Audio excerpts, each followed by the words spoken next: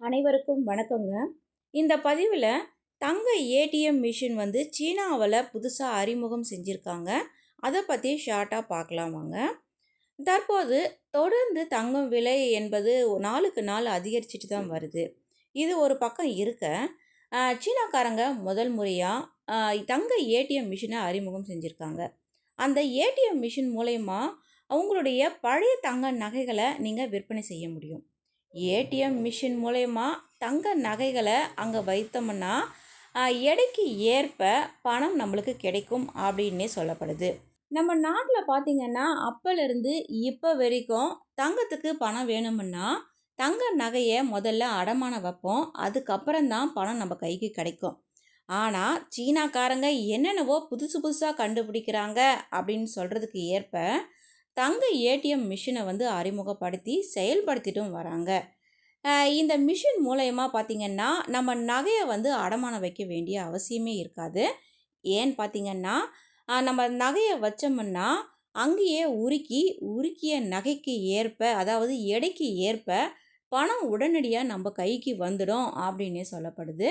என்ன ஒன்று, நம்ம அடமானம் வச்சோம்னா அந்த நகையை எப்போ வேணால் மூட்டுக்கலாம். ஆனால் இந்த மாதிரி ஏடிஎம் மிஷினில் நம்ம நகையை வந்து உள்ளே அமுச்சிட்டோம்னா நம்ம நகையை நம்ம மறந்துட வேண்டியது தான். இந்த செய்தி பார்த்திங்கன்னா காட்டு தீ போல் பரவிட்டு வர்றதுனால இந்திய மக்களும் நம்ம நாட்டுக்கு இது எப்போ கொண்டு வருவீங்க அப்படின்னு கேட்குறாங்க அப்படின்னு சொல்லிட்டு நிறைய சோஷியல் மீடியாக்களில் பரவிட்டு வருது. அது எந்த அளவுக்கு உண்மை அப்படின்னு சொல்லிட்டு நம்மளுக்கு தெரியல. இந்த அதிசய தங்க ஏடிஎம் மிஷின் எங்கே வைக்கப்பட்டிருக்கு அப்படின்னு பார்த்தீங்கன்னா சீனாவில் பிரபலமான ஒரு மாலில் தான் வைக்கப்பட்டிருக்குதான்.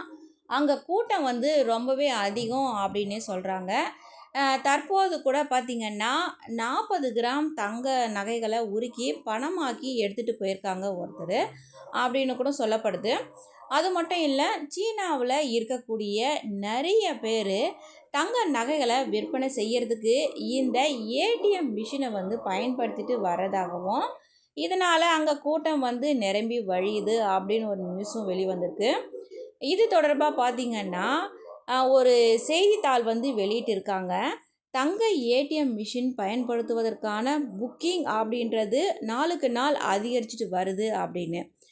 இந்த மே மாதம் வரையிலான புக்கிங் வந்து முடிஞ்சிடுச்சு அப்படின்னே அந்த செய்தித்தாளில் தெரிவிக்கப்பட்டிருக்குது. எல்லா ஒரு விஷயத்துக்கும் கட்டுப்பாடு அப்படின்றது பொதுவாக தாங்க இருக்குது. இந்த ஏடிஎம் மிஷினுக்கும் கட்டுப்பாடுகள்னு இருக்குது. அதாவது 3 கிராமுக்கு கம்மியாக இருக்கக்கூடாதான். அடுத்தபடியாக பார்த்திங்கன்னா இதனுடைய தூய்மை தன்மை வந்து 50% வந்து குறையாமல் இருக்கணும். 50% மேலே தான் இருக்கணும் இதனுடைய தூய்மை அப்படின்னே வந்து சில கட்டுப்பாடுகள் வந்து விதிக்கப்பட்டிருக்கு. ஸோ இந்த மிஷினுடைய வேல்யூ பார்த்திங்கன்னா அங்கே இருக்கக்கூடிய மக்களுக்கு ஒரு பெரிய அதிசய மிஷினாகவே இருக்குது. ஏன்னு கேட்டிங்கன்னா அவங்களுடைய நேரம் வந்து கம்மியாகுது அப்படின்னே சொல்லப்படுது. ஸோ இந்த மிஷின் வந்து நம்ம நாட்டுக்கு வந்துச்சுன்னா என்ன ஆகும் அப்படின்றது நம்மளால் கணிக்க முடியல. ஸோ உங்களுடைய தனிப்பட்ட கருத்து என்னவோ அது இருந்தால் சொல்லுங்கள். அடுத்த ஒரு நல்ல பதிவுடன் நான் உங்களை சந்திக்கிறேன். நன்றி, வணக்கம்.